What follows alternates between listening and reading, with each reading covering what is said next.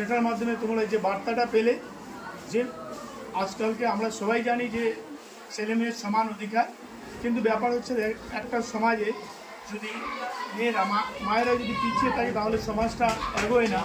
এবং গ্রামাঞ্চলে বিশেষত গ্রামাঞ্চলে একটা প্রবণতা দেখা যায় যে গার্জিয়ানরা যখনই কোনো আর্থিক সমস্যার সম্মুখীন হন, পড়াশোনা বাচ্চাদেরকে এগোতে পারেন না, মেয়েদেরকে বলেন এদেরকে পড়িয়ে কী লাভ, এবং ওদেরকে তখন একটা বিয়ে দিয়ে দেন।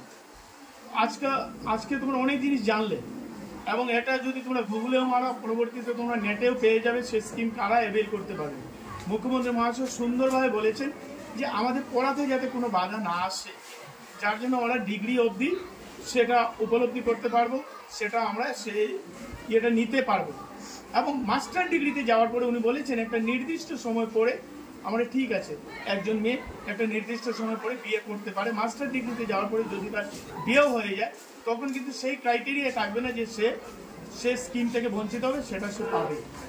তো আমরা আজকে কী স্বপ্ন দিলাম যে আমাদের যদি যে কোনো চাকরির আজকাল ন্যূনতম যোগ্যতা থাকে গ্র্যাজুয়েশন, তো আমরা গ্র্যাজুয়েশনে পড়ার পর্যন্ত একটা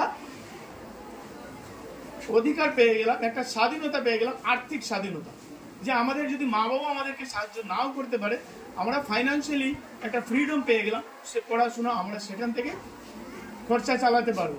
শুধু একটাই জিনিস লাগবে, ইচ্ছা, এবং আমার সেই জায়গায় পৌঁছানো, সেই ইচ্ছার জন্য একটু ত্যাগ স্বীকার করা, প্রবণতা। তো আমি এটাই চাইবো, মুখ্যমন্ত্রী অনেক কাজ করছেন সমাজের জন্য, এবং যারা মেরিটোরিয়াস স্টুডেন্ট ওরা তো বিভিন্ন আজকে ল্যাপটপ পাচ্ছে, আজকে স্কুটি পাচ্ছে, এখন যারা সেই গ্রেডেও না ওদের জন্য তোমরা যাতে সবাই পড়াশোনা করো, সবাই যাতে নিজের পায়ে নিজে দাঁড়াতে পারো, স্বনির্ভর হতে পারো, তার জন্য এই যোজনা। তো আমি তোমাদের কাছে এটাই চাইবো তোমরা সেটা অ্যাভেল করো। কোনো অসুবিধা কিছু হয় বা পারিবারিক সমস্যা থাকে তোমরা সামাজিক, উনি কথার মাধ্যমে বলে দিয়েছেন যে এই বাল্যবিবাহ রোধে অনেক সামাজিক সংগঠন এগিয়ে এসেছে, এবং তাছাড়া তো শিক্ষকরা যে আমাদের স্কুলে ডিস্ট্রিক্ট লিগ্যাল সেল আছে, যদি কেউ অপ্রাপ্তবয়স্ক পরিবার থেকে সমাজ থেকে দিয়ে দেওয়া হয় তখন তোমরা সেই সাহায্য নিতে পারো, তোমাদের সেই খবরটা দিতে হবে। তো যার জন্য আমি বলবো যে মন দিয়ে একটা এত কিছু পড়ার পেছনে তোমরা এসে যদি স্কুলে পড়াশোনা করো না, স্কুলে যদি আসলাম আর মোবাইল নিয়ে ঘোরাফেরা করলাম সেটা হলে তো হবে না।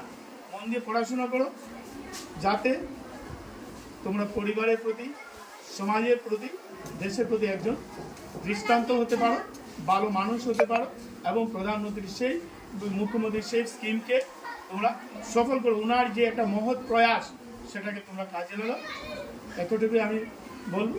ধন্যবাদ সবাইকে, এবং আজকে একটু পরেই সেটা প্রপত্র বিতরণ হবে।